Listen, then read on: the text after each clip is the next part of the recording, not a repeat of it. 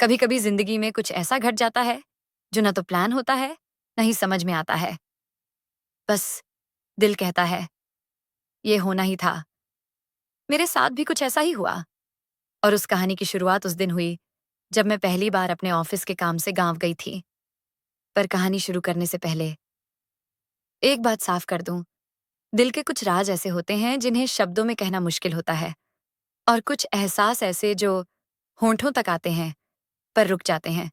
आज वही सब कहने जा रही हूँ, थोड़ा शर्माते हुए, थोड़ा मुस्कुराते हुए। उस सुबह जब मैं अपने घर के शीशे के सामने खड़ी हुई तो मुझे खुद पर थोड़ी हैरानी हुई।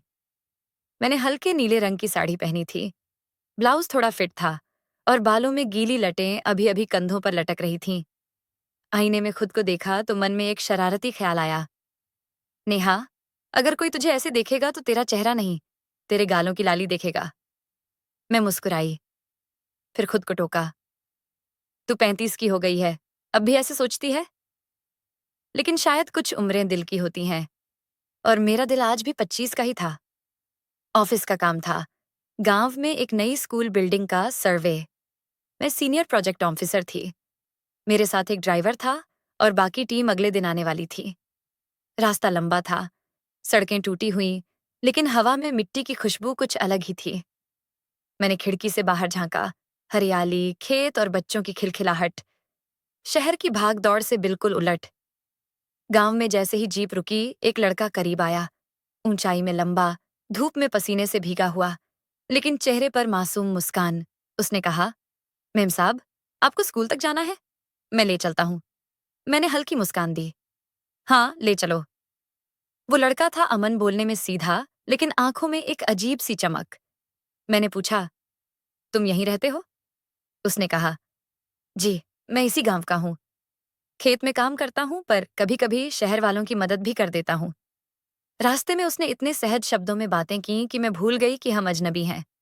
मैंने पूछा, तुम्हारी उम्र क्या है? वो बोला, 24। मैं मुस्कुराई, तो मैं तुमसे 11 साल बड़ी हूँ। वो झट से बोला, उम्र तो बस गिनती की बात है मेम साहब। एहसास का क्या? उसकी ये बात मेरे कानों से उतरकर सीधे दिल में उतर गई। मैंने खिड़की से बाहर देखा, लेकिन मन भीतर कुछ और ही सोच रहा था। पता नहीं क्यों, उसके शब्दों में सच्चाई थी, जो किसी बड़े शहर के पढ़े लिखे इंसान में भी नहीं होती। जब हम स्कूल पहुंचे तो उसने मेरे लिए बैग उठाया। मैंने कहा, अमन, रहने दो।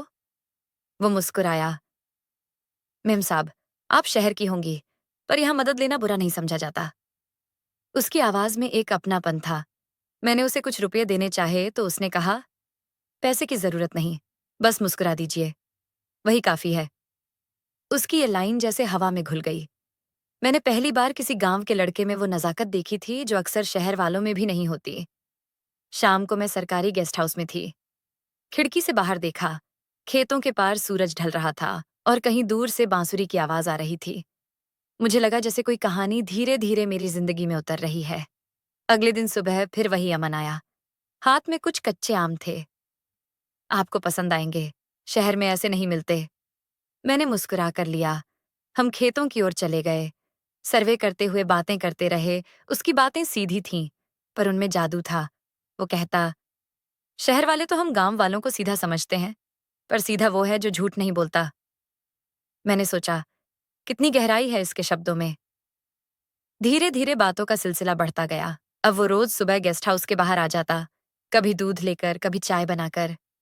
मैं कहती, अमन, तुम इतना क्यों करते हो? वो हंसकर कहता, क्योंकि आपको मुस्कुराते देखना अच्छा लगता है।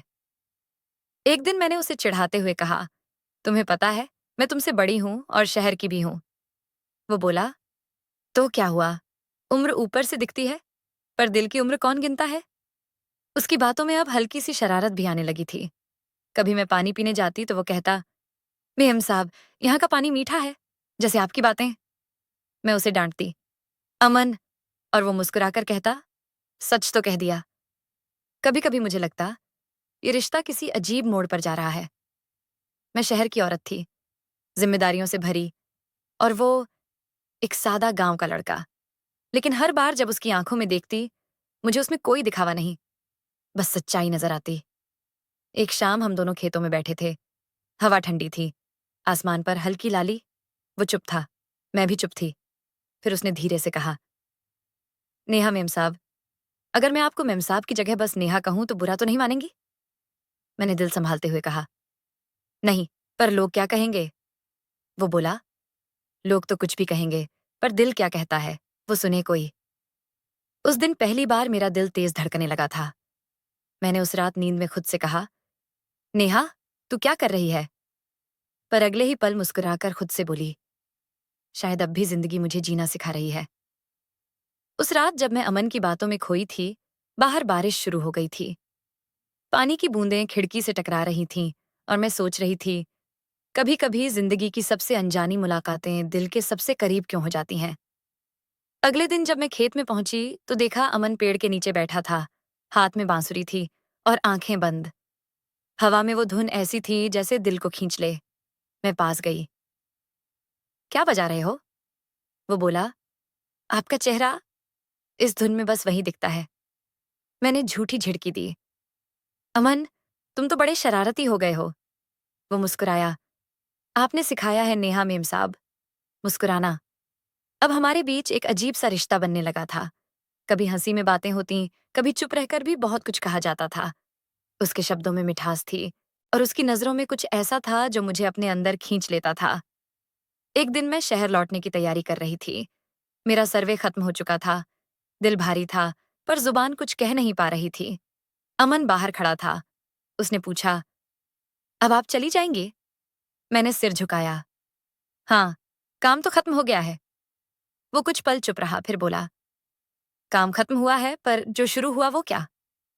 मैंने उसकी आंखों में देखा। उनमें सवाल था, अपनापन था और शायद प्यार भी। मैंने खुद को संभाला। अमन, हम दोनों अलग हैं। मैं शहर की हूं, तुम गांव के। वो मुस्कुराया। प्यार में जगह नहीं, दिल मायने रखता है। मेरे होंठ कुछ कह नहीं पाए, पर दिल चीख कर बोला, सही कह रहा है। मैं शहर लौट आई, पर अमन की यादें जैसे सांसों में बस गईं। काम पर जाती, लोगों से मिलती, पर हर आवाज में, हर मुस्कान में मुझे उसकी झलक मिलती। कभी मोबाइल खोलती तो उसके भेजे गए खेतों के फोटो देखती। उसके हाथों की मिट्टी तक मुझे अपनापन देती थी। एक हफ्ते बाद उसने मुझे चिट्ठी भेजी। उसमें लिखा था, नेहा, गांव में अब हर चीज में आपकी कमी महसूस होती है। खेतों की मिट्टी सूखी लगती है और बांसुरी की धुन अधूरी। अगर आप कभी लौटें तो बिना बताए आना, ताकि मेरा दिल कह सके, सपना नहीं, सच्चाई है। उसके हर शब्द ने मेरे दिल को छू लिया। मैंने बहुत सोचा, समाज, उम्र, लोग, दुनिया, पर फिर एक बात समझ आई, जिंदगी को अगर दूसरों की सोच से जीना है, तो वो मेरी जिंदगी नहीं होगी। 2 महीने बाद मैं फिर गांव गई। ऑफिस वालों को कहा, मुझे कुछ काम देखना है, पर असल में मेरा काम दिल से जुड़ा था। गांव पहुंची तो बच्चे दौड़कर बोले, नेहा मेम साहब आ गईं।